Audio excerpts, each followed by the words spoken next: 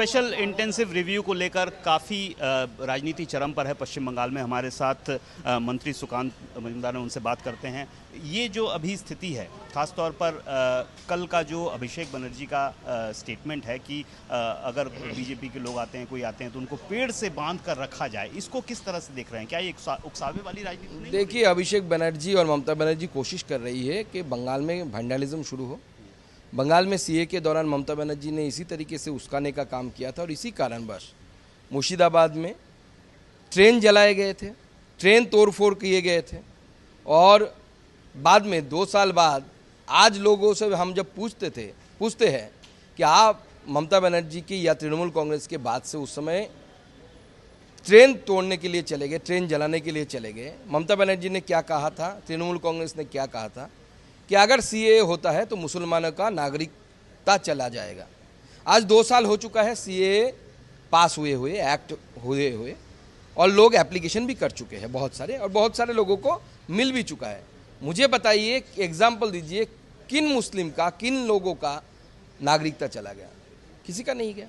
अभिषेक बनर्जी जिस तरीके की वातावरण करने की कोशिश कर रहे हैं और जिस तरीके की बातें कर रहे हैं, 2 चीज़ दर्शाता है। एक, गुंडागर्दी, जो उसमें आत्मा अहंकार है, उनका आत्मा अहंकार बोल रहा है, जो सत्ता में रहने के कारण है। सत्ता में रहते रहते इनको आ गया कि ये उनकी ज़मींदारी है, वो जो चाहे वो कह सकते हैं। और उसके साथ साथ उनकी मूर्खता भी प्रदर्शन करता है। क्यों? क्योंकि वो बोल रहे हैं कि अमित शाह के पिताजी का सर्टिफिकेट देने के लिए बोलेंगे कि सर्टिफिकेट देने मिलेगा क्या? गणेश कुमार जी का जो चीफ इलेक्शन कमीशन है, मिलेगा क्या? ये दर्शाता है कि एसआईआर उन्होंने पढ़ा ही नहीं, एसआईआर के बारे में उनको जानकारी ही नहीं है। अमित शाह, गणेश कुमार जी तो बहुत उम्रदराज लोग हैं।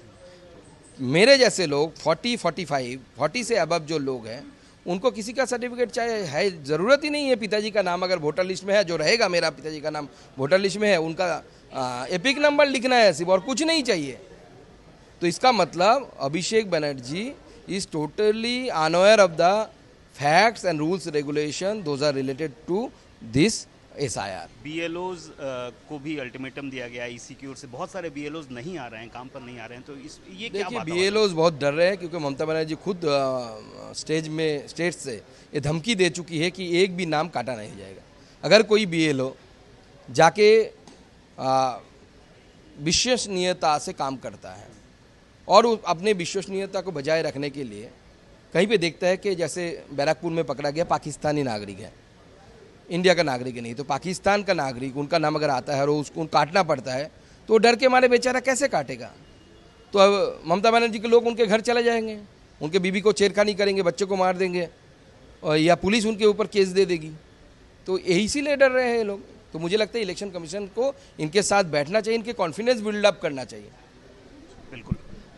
बीजेपी से साफ तौर पर बात हुई। सुकांत मजूमदार ने साफ तौर पर कहा है कि भय का एक वातावरण तैयार करने की कोशिश की जा रही है पश्चिम बंगाल में। खास तौर पर टीएमसी के जो बड़े नेता हैं, बीजेपी का आरोप है कि वो लोग जिस तरीके का भाषण दे रहे हैं, उससे एक डर और भय का वातावरण पश्चिम बंगाल में स्पेशल इंटेंसिव केयर की प्रक्रिया की शुरुआत होते ही हो गया है। कैमरामैन लिसॉन के साथ अनुपम मिश्र, आज तक, कोलकाता।